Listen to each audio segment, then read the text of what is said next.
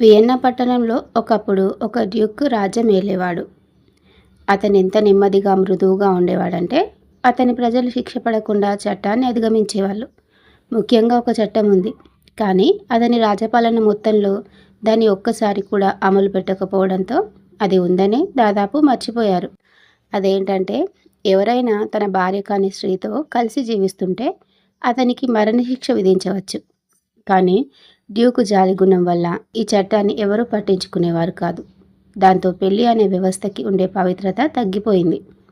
రోజు ఎవరో ఒకరు డ్యూక్కి వియన్నాలోని యువతుల తండ్రులు ఫిర్యాదు చేస్తూనే ఉండేవారు.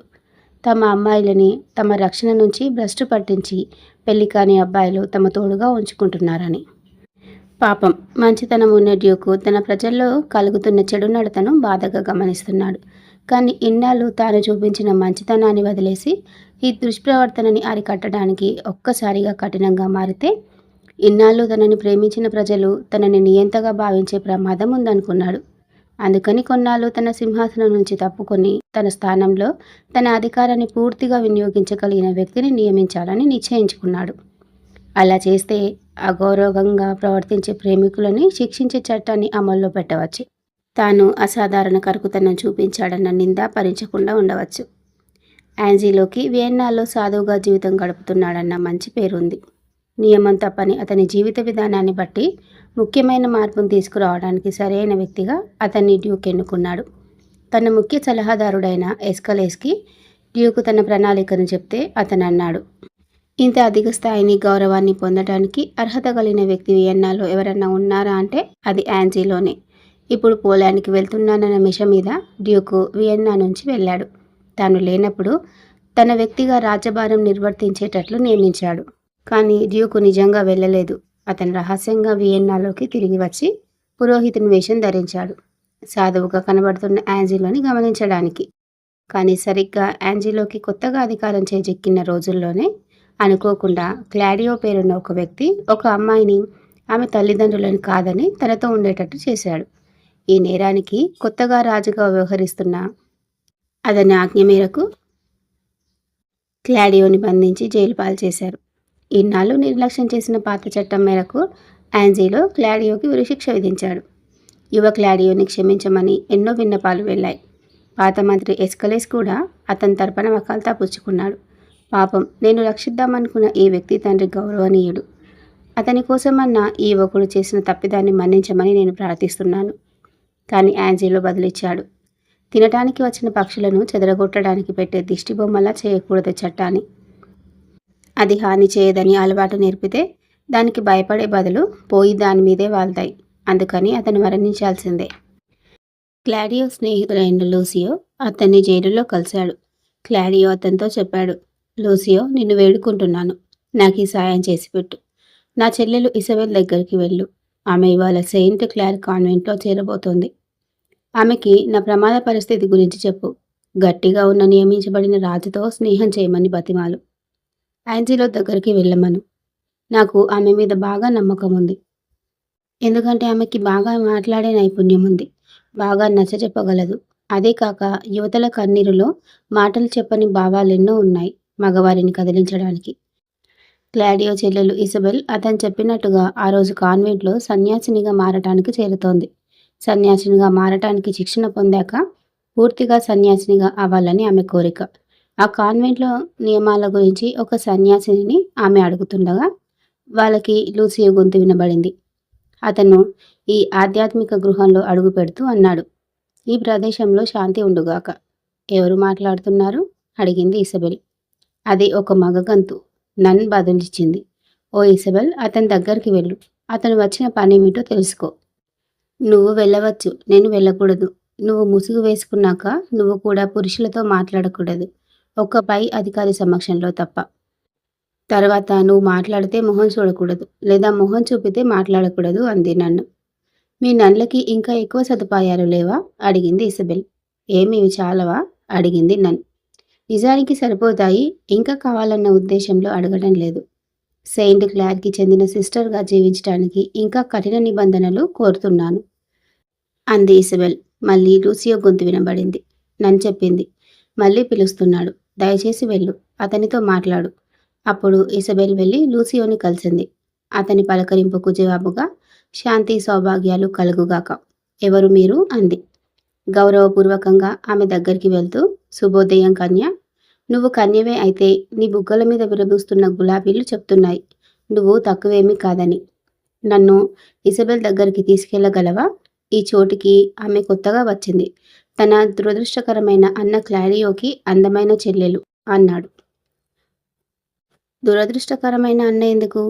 ఆ ప్రశ్న అడగవచ్చు నేను. ఎందుకంటే ఆ ఇసబెల్ని అతని చెల్లెల్ని నేనే అంది ఇసబెల్. అందమైన మర్యాదస్తురాలైన యువతి, నీ అన్న నా ద్వారా నిన్ను పలకరిస్తున్నాడు. అతను ఇప్పుడు జైలులో ఉన్నాడు అన్నాడు లూసియో. దుఃఖమే నేను. ఎందుకు? అడిగింది ఇసబెల్. అప్పుడు లూసియో చెప్పాడు. ఒక పెళ్లి కాని అమ్మాయిని భ్రష్టు పట్టించినందుకు ఖైదు చేశారని. అది నా కజిన్ జూలియట్ అనుకుంటాను అంది. జూలియట్ ఇసబెల్ నిజానికి చుట్టాలేమీ కాదు. చదువుకునే రోజుల నుంచి ఉన్న స్నేహబంధానికి గుర్తుగా అలా పిలుచుకునేవారు. జూలియట్ క్లాడియోని ప్రేమిస్తోందని ఆమెకు తెలుసు. అందువల్ల ఈ చట్ట వ్యతిరేక పనికి ఆమె ప్రేమే ఆమెను ఉసిగొల్పిందేమోనని భయపడింది. అవును ఆమె అన్నాడు లూసియో. అయితే ఇంకేం, నా అన్నని ఆ జూలియట్ని పెళ్లి చేసుకోమనండి అంది ఇసబెల్. క్లాడియో సంతోషంగా ఆమెని పెళ్లి చేసుకునేవాడే. కానీ నియమించబడిన రాజు అతను చేసిన నేరానికి అతనికి మరణశిక్ష విధించాడని చెప్పాడు. నీ మంచి ప్రార్థనతో యాంజిలో మనసు కరిగించే శక్తి నీకుంటే అది తప్పుతుంది. పాపం నీ అన్నకి నీకు మధ్య వారధిగా నేను వచ్చిన ఉద్దేశం అదే అన్నాడు. అయ్యో, అతనికి మంచి చేయగలిగే సామర్థ్యం నాకెక్కడ ఉంది? యాంజిలోని కరిగించే శక్తి నాకు లేదని నా అనుమానం అన్నది ఇసబెల్. సాధారణంగా మన సందేహాలే మనని మోసం చేస్తాయి. మనం తరచూ గెలవగలిగిన మంచిని గెలవనీయకుండా చేస్తాయి. చేయడానికి భయపడడం కన్నా యాంజిలో ప్రభు దగ్గరకు వెళ్ళు. అమ్మాయిలు కోరి మోకాళ్ళ మీద వంగి ఏడిస్తే అబ్బాయిలు వరాలిచ్చే దేవుళ్ళు అవుతారు అన్నాడు లూసియో. నా శాయశక్తులా ప్రయత్నిస్తాను. ముందు నేను ప్రైరేస్కి ఈ విషయం చెప్పాలి. అదయ్యాక యాంజిలో దగ్గరికి వెళ్తాను. నా అన్నతో నా గురించి బాగా చెప్పండి. రాత్రికి నా గెలుపు గురించి అతనికి శుభవార్త పంపుతాను. రాజసౌధంలోకి పరుగు పరుగున వెళ్ళి యాంజిలో ముందు మోకాళ్ళ మీద వంగింది. ప్రభు, నేను ఒక బాధపడుతున్న ఫిర్యాదిని. దయచేసి ప్రభువైన మీరు నా మాట వింటే సరే. ఏమిటి మీ ఫిర్యాదు? అడిగాడు యాంజిలో. అప్పుడు తన అన్న ప్రాణాలని కాపాడమని గుండె కరిగించే మాటలతో తన విన్నపం చేసింది. కానీ యాంజిలో ఒక్కటే అన్నాడు. అమ్మాయి, వేరే మార్గం లేదు. నీ అన్నకి ఉరిశిక్ష పడింది. అతను మరణించి తీరాలి. ఓ న్యాయమైన క్రూరమైన చట్టమా? నాకొక అన్న ఉండేవాడు. స్వర్గమాన్ని గౌరవాన్ని నిలబెట్టుకో అంది ఇసబెల్ అక్కడి నుంచి వెళ్ళబోయింది. కానీ ఆమెతో పాటు వచ్చిన లూసియో అన్నాడు. అప్పుడే వదిలేయకు విషయాన్ని. మళ్ళీ వెళ్ళు అతని దగ్గరికి. బ్రతిమాలు. అతని ముందు మోకాళ్ళ మీద వంగు. అతని దుస్తులు పట్టుకు వేలాడు. నువ్వు చాలా నిర్వికారంగా ఉన్నావు. నీకొక సూది కావాలన్నా దాన్ని ఇంతకన్నా మంచి మాటలతో తప్ప సాధించలేవు. మళ్ళీ ఇసబెల్ మోకాళ్ళ మీద వంగి ప్రాధేయపడింది. అతనికి ఉరిశిక్ష పడింది. ఇప్పటికే చాలా ఆలస్యమైంది. చాలా ఆలస్యమా? అయ్యో లేదు. మాటల వల్ల దాన్ని వెనక్కి లాగవచ్చు. నన్ను నమ్మండి ప్రభు. గొప్ప వాళ్ళకి సంబంధించిన ఏ పని కానీ, రాజు ధరించే కిరీటం, పనిచేసే కత్తి, న్యాయాధికారి వేసుకునే దుస్తులు, వేటికి దయకున్న రాజసంలో సగం కూడా లేవు అంది ఇసబెల్. దయచేసి నువ్వు వెళ్ళు అన్నాడు యాంజిలో. అయినా ఇసబెల్ బ్రతిమాలుతూనే ఉంది. మా అన్న మీ స్థానంలో ఉండి, మీరు మా అన్న స్థానంలో ఉండి, మీరు మా అన్నలాగే తప్పు చేసి ఉంటే అతను మాత్రం మీ అంత కఠినంగా ఉండి ఉండడు. మీరు ఇసబెల్ అయ్యి నాకు మీకున్న అధికారం ఉండి ఉంటే నేను స్వర్గానికి వెళ్ళి ఉండేదాన్ని. అప్పుడు అలా జరుగుతుందా? లేదు. నేను మీకు చూపించి ఉండేదాన్ని న్యాయాధికారిగా ఎలా ఉండాలో, ఖైదీగా ఎలా ఉండాలో యాంజిలో అన్నాడు. బాధపడకు అందమైన కన్య. నీ అన్నని శిక్షిస్తున్నది చట్టమే, కానీ నేను కాదు.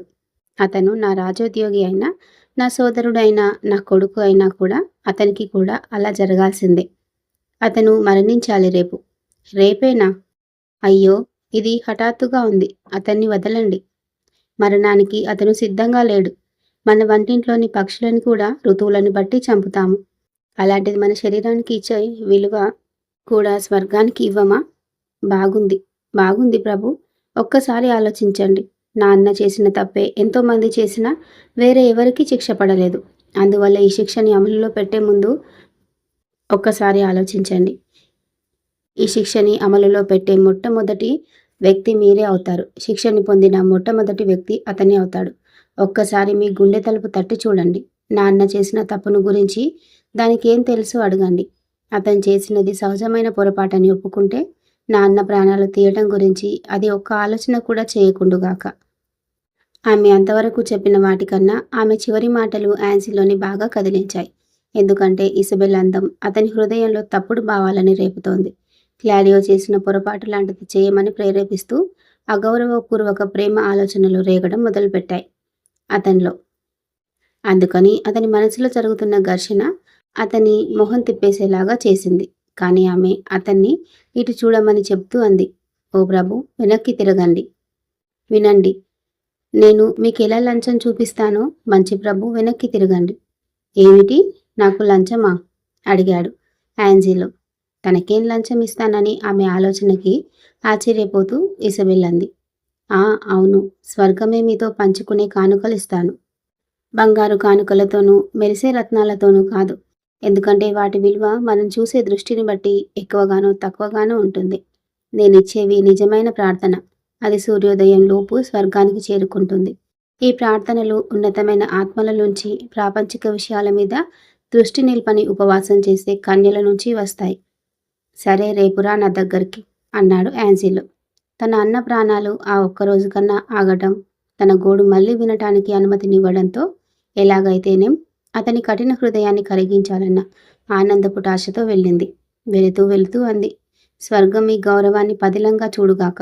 స్వర్గం మీ గౌరవాన్ని కాపాడునుగాక. ఆ మాట విన్న యాంజిలో తనలో తాను అనుకున్నాడు, ఆమెన్. నేను నీ నుంచి, నీ సద్గుణాల నుంచి రక్షించబడునుగాక. తర్వాత తన చెడు తలంపులకు తాను భయపడి అనుకున్నాడు, ఏమిటిది, నేనామె మాటలు మళ్ళీ వినాలనుకుంటున్నానంటే, ఆమె కళ్ళను తనివి తీరా చూడాలనుకుంటున్నానంటే నేనామెను ప్రేమిస్తున్నానా? దేని గురించి కలలు కంటున్నాను? మానవాళికి మోసకారి అయిన శత్రువు ఒక సాధువుని వలవేసి పట్టుకోవడానికి ఇంకో సాధువు అనే ఎరను వేస్తున్నాడు. ఎప్పుడూ ఒక వేచే నన్ను ఆకర్షించలేకపోయింది. కానీ ఈ సద్గుణ రాశి నన్ను బాగా ఆకర్షించింది. ఇంతవరకు ఏ పురుషుడైనా ప్రేమ చూపిస్తే నేను ఆశ్చర్యపోయి నాలో నేను నవ్వుకునేవాడిని. అపరాధ భావన వల్ల యాంజిలో మనసులో రేగిన సంఘర్షణ మరణశిక్ష విధించబడ్డ ఖైదు భావన కన్నా ఎక్కువగా ఉంది. ఎందుకంటే జైలులో క్లాడియోని పురోహితుని వేషంలో ఉన్న మంచి డ్యూక్ కలిశాడు. పశ్చాత్తాపం, శాంతి మాటల ద్వారా స్వర్గానికి దోవ చూపించాడు ఆ యువకునికి. కానీ యాంజిలో ఎటూ తేల్చుకోలేని తప్పుడు ఆలోచన వల్ల చాలా బాధపడ్డాడు. ఇసబెల్ని అమాయకత్వం, గౌరవం ఉట్టిపడే మార్గాల నుంచి భ్రష్టు పట్టించాలన్న ఆలోచనతో కాసేపు, ఇంకా ఊహాజనితంగానే ఉన్న నేరానికి బాధ, భయంతో కాసేపు ఊగాడు. చివరికి చెడు ఆలోచనే విజయం సాధించాయి. లంచం ఇస్తానన్న మాటకి అంతకు ముందు ఉలిక్కిపడ్డ పెద్ద మనిషి ఇప్పుడు ఈ కన్యని ఆమె కాదనలేని ఒక పెద్ద లంచంతో ప్రలోభ పెడదామని నిశ్చయించుకున్నాడు. అది ఆమె అన్న ప్రాణాలను పదిలంగా ఉండడానికి ఇచ్చే కానుక. మర్నాడు పొద్దున్నే ఇసబెల్ వచ్చేసరికి ఆమెను తన దగ్గరికి ఒంటరిగా పంపించమన్నాడు యాంజెలో. ఒంటరిగా దొరికాక జూలియట్ తన అన్నతో తప్పు చేసినట్టుగా ఆమె కూడా తన కన్యత్వాన్ని తనకర్పించి తనతో తప్పు చేస్తే ఆమె అన్న ప్రాణాలను కాపాడతానన్నాడు. ఎందుకంటే నేను నిన్ను ప్రేమిస్తున్నాను ఇసబెల్. ఇసబెల్ చెప్పింది. మరి మా అన్న కూడా ఇలాగే జూలియట్ని ప్రేమించాడు. కానీ మీరేమో దానికోసం అతను మరణించాలన్నారు. కానీ ఇప్పుడు క్లాడియో మరణించడు. నువ్వు గనుక రాత్రివేళ రహస్యంగా నా దగ్గరికి రావడానికి ఒప్పుకుంటే, అదే క్లాడియోని కలుసుకోవడానికి తండ్రి ఇంటి నుంచి జూలియట్ రాత్రివేళ రహస్యంగా వెళ్ళినట్టుగా అన్నాడు యాంజిలో. ఏ తప్పుకైతే తన అన్నకి ఉరిశిక్ష విధించాడో అదే తప్పును తనని చేయమని ప్రలోభ పెట్టడం చూసి ఆశ్చర్యపోయిన ఇసబెల్ అంది. నా కోసం ఏం చేస్తానో పాపం నా అన్నకి కూడా అదే చేస్తాను. అంటే నాకు ఉరిశిక్ష విధిస్తే నా మీద పడే కొరడా దెబ్బలను కెంపులుగా ధరిస్తాను. నా మరణాన్ని నేను ఎప్పటి నుంచో కోరుకుంటున్న మంచంలా ఆహ్వానిస్తాను. అంతేకాని ఈ సిగ్గులేని చర్యకు దిగజారను. తర్వాత అంది. అతని ఈ మాటలని కేవలం ఆమె సచ్ఛీలతని పరీక్షించడానికి అడుగుతున్నాడని ఆశిస్తున్నానని. కానీ అతను అన్నాడు, నన్ను నమ్ము. నా గౌరవం మీద ఆన. నా మాటలు నా ఉద్దేశాన్ని తెలియజేస్తున్నాయి. అగౌరవమైన పని చేయటానికి గౌరవం పదం వాడినందుకు ఇసబెల్ గుండె బగ్గుమంది. అందుకే అంది, హా, ఇంతోసి గౌరవాన్ని ఎంతో నమ్మాలట చెడు నడవడికి. యాంజిలో, నేను చెప్తున్నాను చూడు, జాగ్రత్తగా విను. నా అన్నకి క్షమాభిక్ష పెడుతున్నట్టు కాగితం మీద సంతకం పెట్టు. లేదా నీ నిజరూపమేమిటో ప్రపంచానికి బట్టబయలు చేస్తాను. నిన్నెవరు నమ్ముతారు ఇసబెల్? కళంకం లేని నా పేరు, నిగ్రహం చూపే నా జీవన విధానం, నీ మాటకి వ్యతిరేకంగా పలికిన నా పలుకులు నీ నిందని తోసిపుచ్చుతాయి. నీ అన్నని కాపాడుకో. నా ఇష్టానికి లొంగిపోయి, లేదా రేపు అతని మరణశిక్ష వార్త విను. ఇక నీ విషయానికొస్తే నీ అసలు కథ కన్నా నా కట్టుకథనే నమ్ముతారు జనాలు. రేపు ఏ సంగతి చెప్పు నాకు. ఎవరితో మొరపెట్టుకోను? ఇది చెప్పాననుకో, నా మాట ఎవరు వింటారు? వాపోయింది ఇజబెల్. తన అన్న ఖైదు చేయబడిన దారుణమైన జైలు వైపు అడుగులు వేస్తూ. ఆమె అక్కడికి వెళ్ళేసరికి తన అన్న డ్యూక్తో ఆధ్యాత్మిక చర్చలో మునిగి ఉన్నాడు. ఆ డ్యూకు పురోహితుని వేషంలో జూలియట్ దగ్గరికి కూడా వెళ్ళి తప్పుదారి మళ్ళిన ఈ ఇద్దరు ప్రేమికులకి వాళ్ళ తప్పుని వాళ్ళు గ్రహించేటట్టుగా చేశాడు. పాపం దుఃఖంలో ఉన్న జూలియట్ కన్నీరు కారుస్తూ నిజమైన పశ్చాత్తాపం చూపిస్తూ ఈ విషయంలో క్లాడియో కన్నా తనని ఎక్కువ నిందించాలని ఒప్పుకుంది. ఎందుకంటే ఆ అగౌరవకరమైన ప్రేరణకి ఆమె ఇష్టపూర్వకంగా ఒప్పుకుంది. క్లాడియోని ఖైదు చేసిన గది దగ్గరకు వెళ్తూ ఇసబెల్ అంది, ఇక్కడ శాంతి, దీవెనలు, మంచి సహవాసం ఉండుగాక. మారువేషంలో ఉన్న డ్యూక్ అన్నాడు, ఎవరది? లోపలికి రా. నీ కోరిక నీకు ఆహ్వానం పలకడానికి అర్హతనిచ్చింది. నేను క్లాడియోతో 1-2 మాటలు చెప్పిపోవడానికి వచ్చాను అంది ఇసబెల్. అప్పుడు డ్యూక్ వాళ్ళిద్దరినీ ఒంటరిగా వదిలి వెళ్ళాడు. కానీ ఖైదీలకు అధికారి అయిన వ్యక్తిని వాళ్ళిద్దరి సంభాషణను చాటు నుంచి వినే అవకాశం ఉన్న చోట తనని ఉంచమన్నాడు. చెప్పు చెల్లి, ఓదార్పు మాట ఏదైనా ఉందా అన్నాడు క్లాడియో. మర్నాడు మరణించడానికి సిద్ధంగా ఉండమని చెప్పింది ఇసబెల్. వేరే మార్గం ఏమీ లేదా అడిగాడు క్లాడియో. ఉంది అన్నయ్య, ఉంది. కానీ అది ఎటువంటిదంటే దానికి నువ్వు ఒప్పుకుంటే నీ గౌరవాన్ని మంటగలిపి నీ బట్టలు ఊడదీస్తుంది అంది ఇసబెల్. అసలు విషయమేమిటో చెప్పు అన్నాడు క్లాడియో. ఓ, నిన్ను చూసి భయపడుతున్నాను క్లాడియో. ఒకవేళ నువ్వు జీవించడానికి కోరుకుంటావేమో, శాశ్వతమైన గౌరవం బదులు కేవలం 6-7 చలికాలాలు నీ జీవితంలో కలవటానికి ఎక్కువ ప్రాముఖ్యతనిస్తావేమోనని తలుచుకుంటే నాకు వణుకు పుడుతోంది. మరణించే ధైర్యం ఉందా? మరణ భయం మనం ఊహించుకునే దానిలోనే ఉంది. పాపం, మన కాలి కింద నలిగి మరణించే పువ్వు ఒక రాక్షసుడు మరణించేటప్పుడు పడేదంత మరణవేదన పడుతుంది అంది ఇసబెల్. పువ్వు లాంటి సుకుమారమైన దాని నుంచి నాకు గుండె ధైర్యం వస్తుందనుకుంటున్నావా? మరణం తథ్యమైతే నేను చీకటిని పెళ్లి కూతురులాగా ఎదుర్కొని నా చేతులతో కౌగిలించుకుంటాను అన్నాడు క్లాడియో. అది మా అన్న అంటే. మా నాన్న సమాధిలోంచి వచ్చింది ఈ గొంతు. అవును, నీకు మరణం తథ్యం. కానీ నువ్వు ఊహించగలవా క్లాడియో? పైకి సాధువుగా కనిపించే ఈ నియమించబడిన రాజు అతనికి నా శీలాన్ని పణంగా పెడితే నీకు ప్రాణభిక్ష పెడతానన్నాడు. అతడు నా ప్రాణాన్ని కోరినా ఒక సూదినిచ్చినంత తేలిగ్గా నీ విడుదల కోసం వాటిని సంతోషంగా ఇచ్చి ఉండేదాన్ని అంది ఇసబెల్. ధన్యవాదాలు ఇసబెల్ అన్నాడు క్లాడియో. రేపు ప్రాణాలు కోల్పోవడానికి సిద్ధంగా ఉండు అంది ఇసబెల్. మరణం అనేది భయంకరమైన వస్తువు అన్నాడు క్లాడియో. సిగ్గులేని జీవితం ద్వేషించదగ్గది బదిలిచ్చింది అతని చెల్లెలు. కానీ క్లాడియో మృత్యు భయం గౌరవ మర్యాదలకి తిలోదాకలిప్పించేసింది. తప్పు చేసిన వారికి మృత్యుముఖంలో భయాలు చెలరేగినట్టుగా అతనికి కూడా భయాలు ముగ్గురుగొన్నాయి. అందుకని ఆవేశంగా అన్నాడు, ప్రియమైన చెల్లి, నన్ను బతకనివ్వవా? ఒక అన్న ప్రాణాలు కాపాడడం కోసం నువ్వు చేసే పాపాన్ని ప్రకృతి ఎంతగా తప్పు పట్టదంటే అది పుణ్యం అవుతుంది. ఓ విశ్వాసం లేని పిరికి పంద, గౌరవం లేని దుర్మార్గుడా, నీ చెల్లి సిగ్గుమాలిన పనితో నీ జీవితాన్ని కాపాడుకోవాలనుకుంటున్నావా? చీచీ ఓ అన్న, నువ్వు శీలాన్ని ఎంతో గౌరవిస్తావని ఇటువంటి సిగ్గుమాలిన పని నీ చెల్లి చేసే ముందు నీకు 20 గోడల మీద కొట్టుకోవడానికి 20 తలలున్నా అన్నింటినీ గోడకేసి కొట్టుకుంటావనుకున్నాను అంది ఇసబెల్. లేదు, నా మాట విని ఇసబెల్ అన్నాడు క్లాడియో. తన బలహీనతని, శీలవతి అయిన తన చెల్లెల్ని శీలం కోల్పోయి తనని రక్షించమని కోరటానికి వెనుక కారణమేమిటో అతను సమర్థించుకునేలోపు డ్యూక్ అక్కడికి వచ్చి అన్నాడు, క్లాడియో, నేను నీకు నీ చెల్లెలికి మధ్య జరిగిన సంభాషణని విన్నాను. యాంజిలోకి ఆమెను పాడు చేసే ఉద్దేశం ఎన్నడూ లేదు. అతను చెప్పినది కేవలం ఆమె శీల పరీక్ష చేయడానికి మాత్రమే. ఆమె సద్గుణ రాశి కావడంతో హుందాగా తిరస్కరించింది. దాన్ని అతను సంతోషంగా స్వీకరించాడు. అతడు నిన్ను క్షమిస్తాడన్న ఆశ లేదు. అందుకని మిగిలిన ఈ సమయాన్ని ప్రార్థనతో గడుపు. మృత్యుని ఆహ్వానించటానికి సిద్ధమవు. అప్పుడు క్లాడియో తన బలహీనతకు సిగ్గుపడి అన్నాడు, నా చెల్లిని క్షమించమని కోరుతున్నాను. నాకిప్పుడు జీవితం మీద ఎంత మోజుపోయిందంటే దాన్ని వదులుకోవడానికి దాని మీద కేసు వేస్తాను. తన తప్పుకి సిగ్గుతోనూ దుఃఖంతోనూ నిండి అక్కడి నుంచి వెళ్ళాడు క్లాడియో. మిగతా స్టోరీని 2వ భాగంలో తెలుసుకుందాం.